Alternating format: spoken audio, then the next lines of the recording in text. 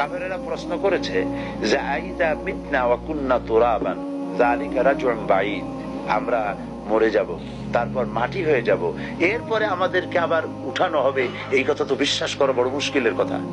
সব বুঝি, কিন্তু এটা কি কথা যে আমরা মরে গেলে আল্লাহ না হয় এক আছে বা থাকলেন, কিন্তু মরবো তারপরে আবার পুনরুত্থিত হব, আবার আমরা জিন্দা হব, এটা তো একটা অসম্ভব কথা।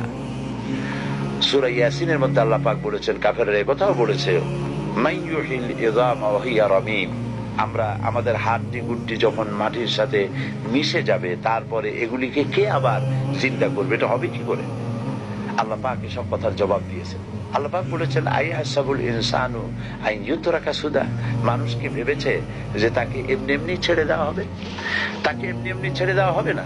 আলাম ইয়াকুন নুতফাতাম মিন মানিয়্যিন ইউমনা, একথা কি তোমরা জানো না যে তোমাদেরকে এক ফোঁটা নিক্ষিপ্ত নাপাক পানি থেকে তোমাদেরকে সৃষ্টি করা হয়েছে। সুম্মা কানা আলাকাতান ফাখালাকা ফাসাওয়া, এরপরে সেই পানি ফোঁটাকে, সেই নাপাক পানি ফোঁটাকে রক্তপিণ্ডে পরিণত করা হয়েছে, তারপর সুন্দর করে সুগঠিত করা হয়েছে।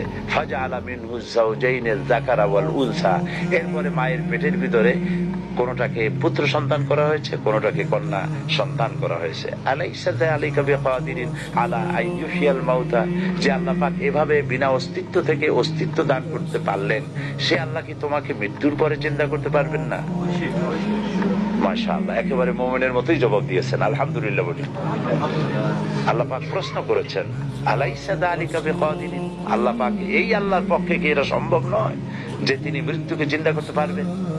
মরা দানা থেকেই তো তিনি গাছ ফলান, সেই গাছকে বিশাল আকৃতি দান করেন, এটা যে আল্লাহ পাক পারেন, সে আল্লাহ তোমাকে আবার চিন্তা করতে পারবেন। আল্লাহ পাক বলেছেন, আনতুম আশাদ্দু খালকান আমিস সামাউ বানাহা, তোমাকে সৃষ্টি করা কঠিন না ওই বিশাল আকাশটাকে কঠিন তৈরি করা কঠিন?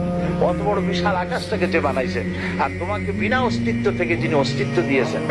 হাল আতা আলাল ইনসানি হিনুম মিনাদ দাহরি লাম ইয়াকুন শাইয়্যান মাযকুরা, মানুষের জীবনে কি এমন এক সময় এসেছিল না যে সে কোনো বিষয়বস্তু হিসেবে পরিগণিত ছিল না, পৃথিবীতে কোনো অস্তিত্বই ছিল না, কোনো নাম নিশানা ছিল না, সেইখানে অস্তিত্বে আনলেন তোমার কৈশোর, তোমার যৌবন, তোমার বার্ধক্য, ছেলে মেয়ে সবকিছু দিয়ে টিয়া, তারপর আল্লাহ মৃত্যু দিলেন যে আল্লাহ পাক, সে আল্লাহ পাক তোমাদেরকে আবার জিন্দা করতে সক্ষম হবে, অবশ্যই হবে।